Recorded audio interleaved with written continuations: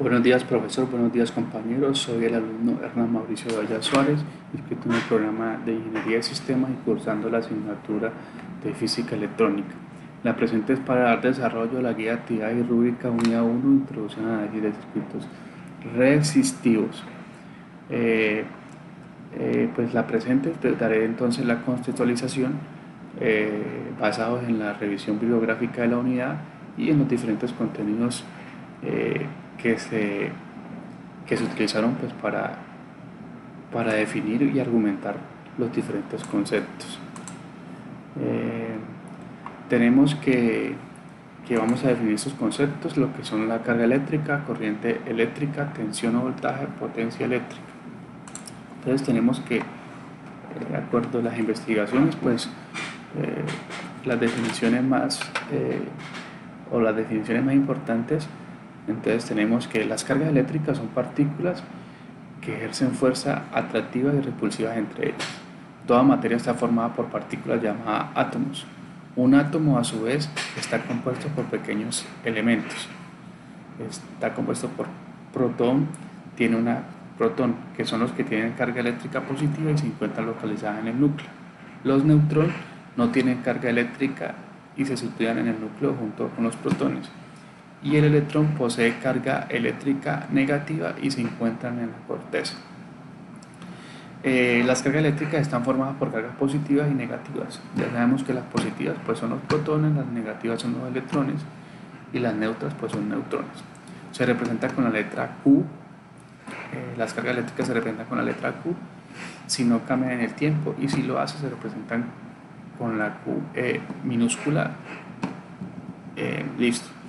Como resumen, tenemos que la propiedad de la materia que provoca que los cuerpos se atraigan o se rechacen entre sí con cierta intensidad como función de los campos eléctricos o electrónicos. Si las cargas están en movimiento, se define como carga eléctrica.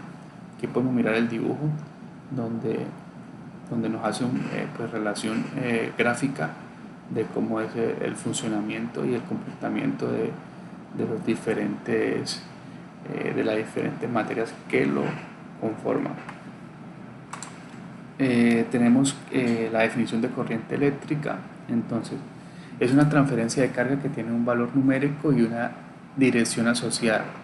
Es la velocidad instantánea a la cual la carga neta pasa por un punto en la dirección específica. La corriente en los alambres se debe a la carga negativa y no a la positiva, electrones cargados. La corriente eléctrica o intensidad eléctrica es el fluido de carga eléctrica que se desplaza a través de un conductor eléctrico de un lugar a otro. La intensidad de la corriente eléctrica la representamos con la I, y es la cantidad de electricidad o carga eléctrica que circula por un circuito en la unidad de tiempo. Para denominar la intensidad se utiliza la letra I y su unidad es el amperio. Definimos la que es la tensión o el voltaje. Entonces es la fuerza eléctrica con que se empujan los electrones a través de un conductor. Es la energía por unidad de carga, o sea, electrones, que hace que éstas circulen por el circuito y se mide en voltios. La letra de representación de esta es la V. También tenemos que es una unidad de medida de trabajo que se requiere para mover las cargas a través del elemento.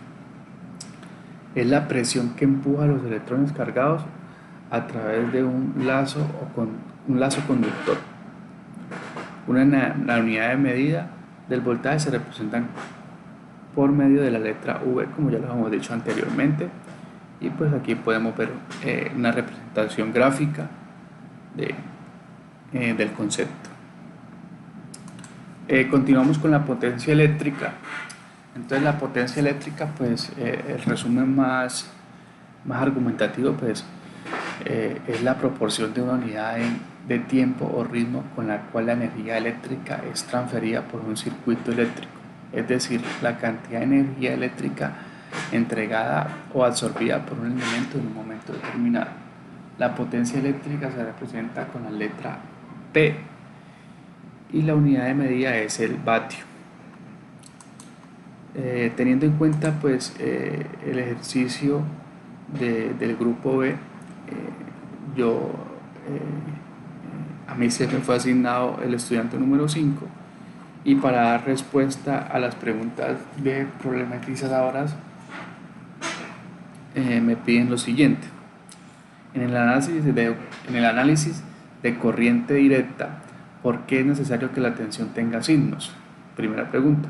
La segunda pregunta es, ¿qué pasa con las direcciones de las corrientes si se invierte la polaridad de la fuente?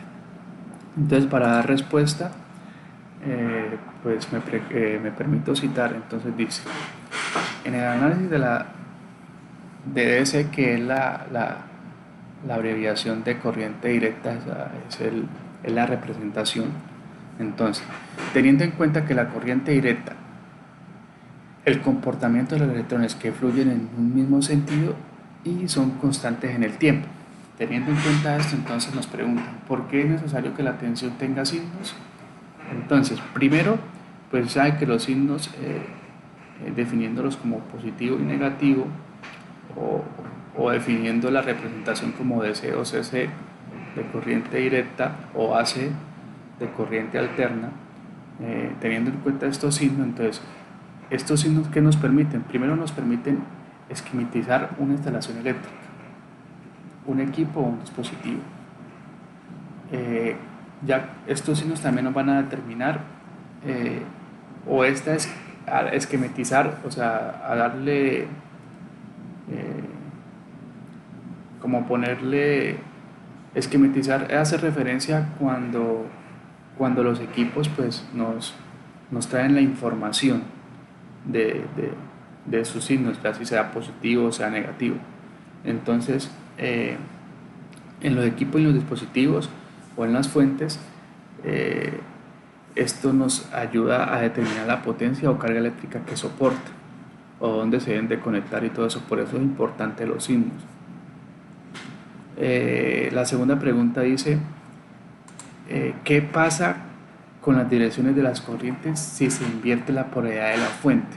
Acuérdense que estamos hablando de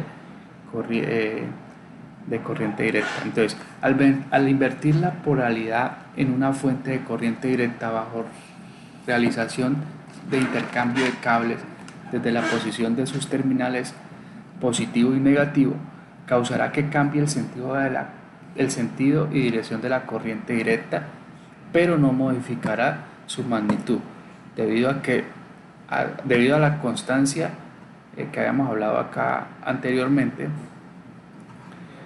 en estos circuitos. Y si exponemos esta fuente a la medición, nos dará valores negativos. La corriente fluirá de manera inversa dará lugar a un cambio de signo de la tensión en el dispositivo alimentado, arrojándonos un voltaje negativo. Pues esto lo podemos ver aquí. Si nosotros intercambiamos los cables y creamos la polaridad, pues va a haber un cambio de dirección de la corriente. Y pues los signos, los resultados que nos darán, pues nos darán un voltaje negativo. Pues espero haber sido explícito y cumplir con los requisitos de la rúbrica. Muchas gracias.